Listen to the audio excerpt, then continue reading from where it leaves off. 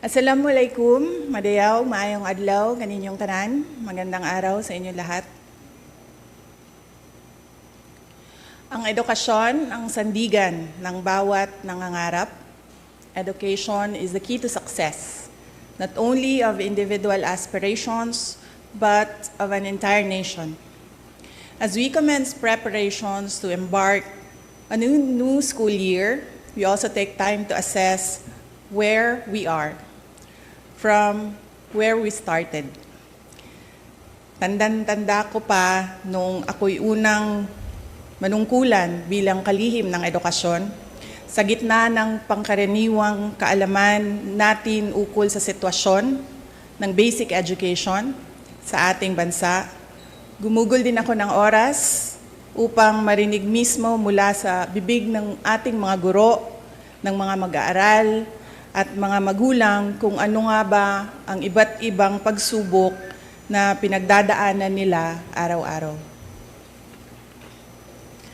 Ang mga narinig ko ay sari-saring kwento ng katatagan, pagmamahal sa napiling bukasyon, at pagsisikap upang makamit ang mga munting pangarap. Ang matatag agenda is not a mere campaign. Rather, it encapsulates and defines what Philippine education, along with its approximately 28 million learners and almost 1 million teachers, already embodies. It is resilient. Our children are the children of heroes. They deserve no less than an education system that can fully unleash true potential and effectively mold them into vital contributors for nation building. As I speak before you today, I speak of the road we have traveled thus far. 2 years since we accepted the gargantuan task of heading the basic education sector, we have taken big steps towards institutional reforms through the improvement of our curriculum, the acceleration of basic education infrastructure and facilities, the promotion of learners' safety and well-being, and the provision of much-needed support for teacher quality and welfare. In the last 24 months, DepEd has launched a new curriculum for kindergarten to grade 10. As we open our schools on July 29, we highly anticipate its nationwide implementation.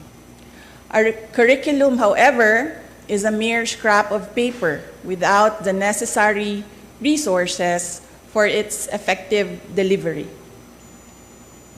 In order to provide resources such as textbooks, supplemental reading materials, as well as learning tools and equipment, we took strides to improve the procurement process within the department.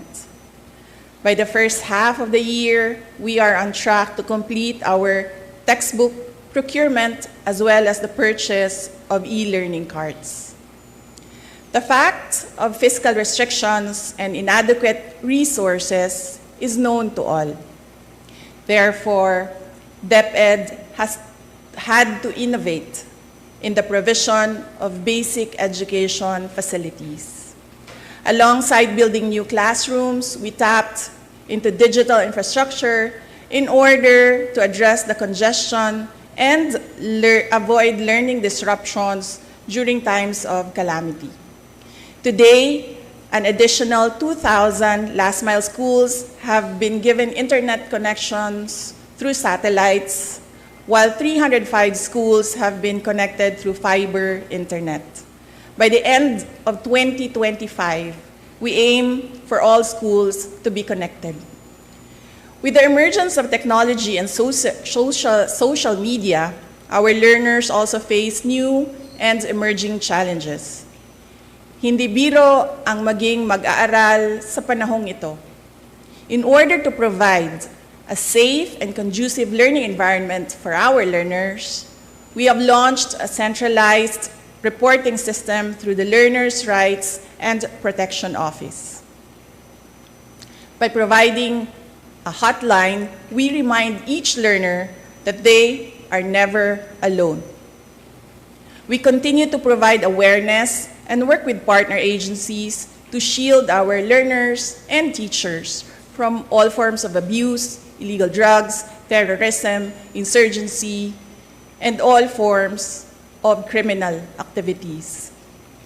In our thrust to promote inclusivity, we continue to strengthen the alternative learning system and our special needs education. No child should be left behind. Teachers are truly the cornerstone of any education system.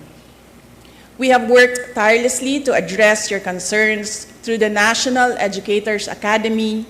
We have provided avenues for teacher training and professional development. We have provided personal accident insurance to assist our teachers when they need it most. We have removed all administrative tasks to unburden our teachers, to bring them back to the classroom, and to allow them to focus on teaching.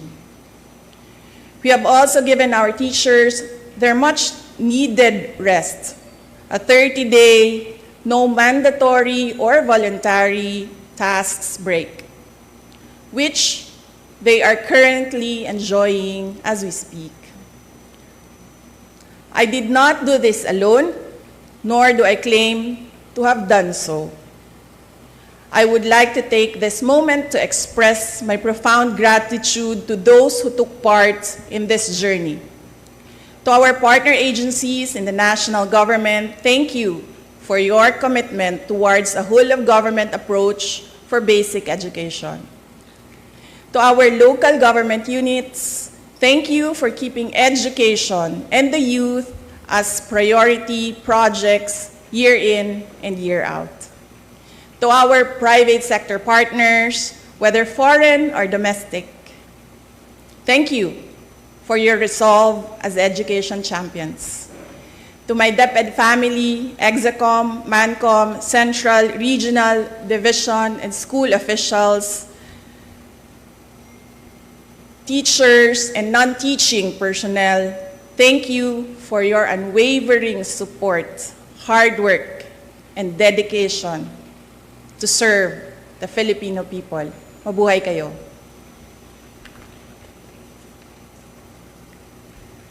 To our teachers, words can never capture how grateful the nation is for your sacrifices, for your passion, and for your unrelenting commitment to rearing the youth. Salamat sa suporta, salamat sa pagiging matatag. The nation will forever be in your debts.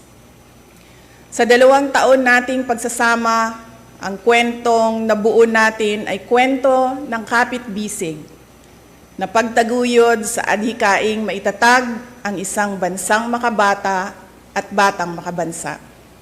Ngunit anumang kwento, kahit gaano kaganda, ay sadyang nagtatapos rin. Earlier today, June 19, 2024, I sought an audience with the President and tendered my resignation as the Secretary of Education effective July 19, 2024. I have given my 30-day notice to ensure the proper and orderly transition for the benefit of the next Secretary. Mga kababayan, ang aking pagbibitiw ay hindi lulan ng kahinaan, kundi dala ng tunay na malasakit para sa ating mga guro at kabataang Pilipino. Bagamat hindi ako magpapatuloy na mamamahala sa kagawaran, patuloy pa rin nating itataguyod ang kalidad ng edukasyon na nararapat para sa Pilipino. Hindi man ako ang tumatayong kalihim ng edukasyon, mananatili akong isang ina na nagmamatyag at titindig para sa kapakanan ng bawat guro at bawat mag-aaral sa Pilipinas. para sa isang matatag na Pilipinas. Mga kababayan, lahat ng ating ginagawa ay para sa Diyos, sa bayan, at bawat pamilyang Pilipino. Syukuran.